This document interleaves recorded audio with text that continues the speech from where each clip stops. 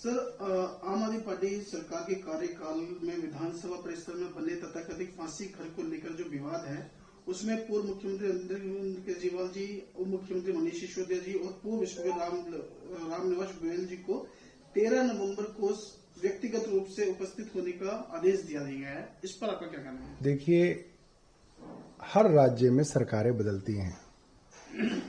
एक राज्य के मुख्यमंत्री का इस्तीफा होता है और दूसरी पार्टी का मुख्यमंत्री और मंत्री बनते हैं। सब जगह विधानसभाएं होती हैं, विधानसभाओं की समितियां होती हैं। क्या कभी आपने कहीं पे सुना है कि किसी विधानसभा की कमेटी ने किसी पूर्व मंत्री और मुख्यमंत्री को समितियों में बुलाया हो? ये कभी सुना भी नहीं गया है। और अगर भारतीय जनता पार्टी इस परिपाटी को शुरू कर रही है तो भारतीय जनता पार्टी तैयार रहे कि अन्य राज्यों में जहां पर इनकी सरकारें हटकर दूसरी सरकारें बनी हैं तो वहां पर भी इनके मुख्यमंत्री और मंत्रियों को ऐसी समितियों में बुलाया जाएगा। और ये मामला क्या है? आप सोचिए, मामला कितना हास्यास्पद है। एक फांसी घर बनाया गया दिल्ली विधानसभा के अंदर, उसके इनॉग्रेशन के लिए बुला लिया गया मुख्यमंत्री और उप मुख्यमंत्री को। मुख्यमंत्री चले गए, उस इनॉग्रेशन के अंदर आ गए, तो मुख्यमंत्री के ऊपर विशेषाधिकार समिति का कैसे मामला बन सकता है? उन्होंने किस तरीके से विधानसभा का विशेषाधिकार का हनन किया है? मतलब क्या प्रधानमंत्री ने जिन हाईवेज का उद्घाटन किया है और उस हाईवे के अंदर भ्रष्टाचार पाया जाए, अगर भ्रष्टाचार पाया जाए तो क्या प्रधानमंत्री को आप उसके अंदर भ्रष्टाचारी सिद्ध कर सकते हैं? ये क्या फिजूल कि कामों के अंदर जो है भारतीय जनता पार्टी अपना समय व्यर्थ कर रही है और लोगों का समय व्यर्थ कर रही है। इनको लोगों ने वोट दिया है 2500 रुपए महीना देने के लिए, जो इन्होंने अभी तक नहीं दिया। इनको वोट दिया गया था दिल्ली का पोल्यूशन खत्म करने के लिए, यमुना का पोल्यूशन खत्म करने के लिए, 500 रुपए में सिलेंडर देने के लिए। इन्होंने कोई काम नहीं किया और व्यर्थ के कामों में भारतीय जनता पार्टी समय व्यर्थ कर रही है। बिहार में बड़े मतदान प्रतिशत को लेकर चुनाव आयुक्त ज्ञानेश कुमार ने कहा है कि बिहार ने देश को रास्ता दिखाया है। एसआईआर में एक भी अपील नहीं आई है और 1951 के बाद से सबसे ज्यादा मत प्रतिशत इस बार बिहार में बढ़ा है। देखिए, इस बिहार के मतदान प्रतिशत ने बिहार में इलेक्शन कमीशन और भारतीय जनता पार्टी की सरकार की पोल खोल के रख दी है। एसआईआर का क्या मतलब था? एसआईआर का मतलब ये था, जो लोग बिहार में रहते हैं उनका वोट रहेगा और बाकी सब लोगों का वोट काटा जाएगा, क्योंकि बीएलओ खुद जाके देखेगा, अगर आप वहां नहीं रहते तो आपका वोट काट दिया जाएगा।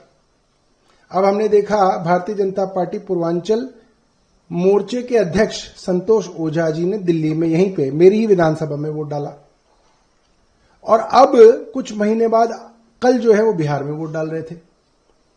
कई लोग और हमने फेसबुक पे, इंस्टाग्राम पे देखे जो भारतीय जनता पार्टी के वोटर थे, दिल्ली में वोट डाल रहे हैं, फिर बिहार में वोट डाल रहे हैं। इनके जो आरएसएस के बहुत बड़े जो है विचारक माने जाते हैं, राकेश सिन्हा जी, वो दिल्ली यूनिवर्सिटी के मोतीलाल नेहरू कॉलेज के अंदर काम करते हैं, पढ़ाते हैं।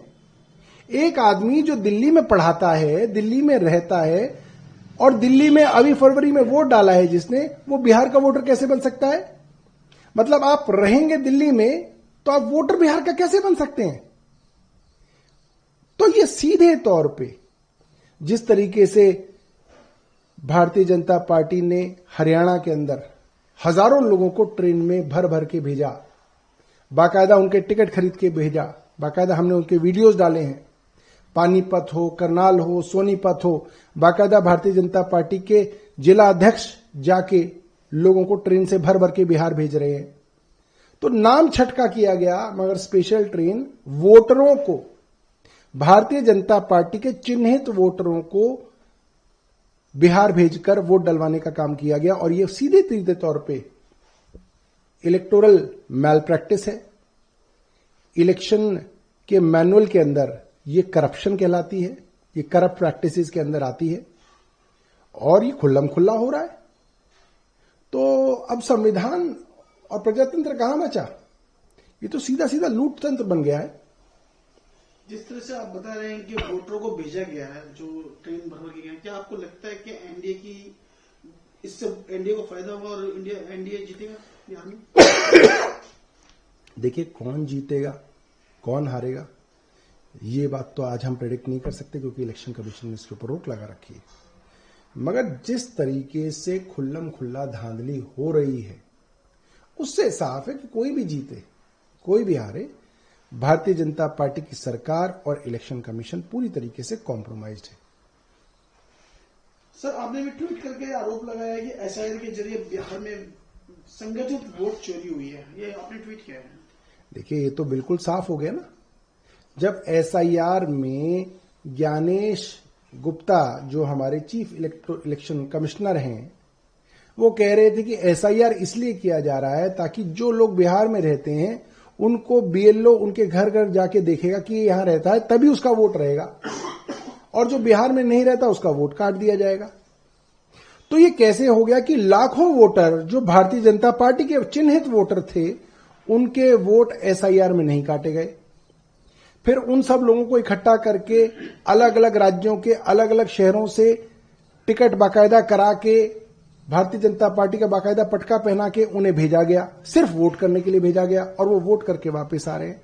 तो पूरा संगठित है ना, ये तो पूरा का पूरा जो इनकी पूरी की पूरी जो ये एक्सरसाइज हुई है, ये तो कलर्ड एक्सरसाइज हो गई। सर, आरजेडी और कांग्रेस के गठबंधन पर प्रधानमंत्री जी ने कहा कि चुनाव के बाद दोनों एक दूसरे के भाग नोचेंगे।